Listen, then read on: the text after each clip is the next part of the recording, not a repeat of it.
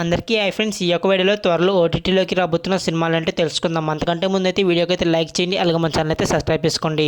నేరు జనవరి 23వ తేదీ నుంచి అయితే డిస్నీ ప్లస్ హాట్‌స్టార్లో అయితే స్ట్రీమింగ్ అవుతుంది. లిటిల్ మిస్ నైనా జనవరి 25వ తేదీ నుంచి అయితే ఈటీవీ విన్ యాప్లో అయితే స్ట్రీమింగ్ అవుతుంది. సైరన్ జనవరి 26వ తేదీ నుంచి అయితే జీ5లో అయితే స్ట్రీమింగ్ అవుతుంది. బ్యాడ్ ల్యాండ్ హంటర్స్ జనవరి 26వ తేదీ నుంచి అయితే నెట్ఫ్లిక్స్లో అయితే స్ట్రీమింగ్ అవుతుంది.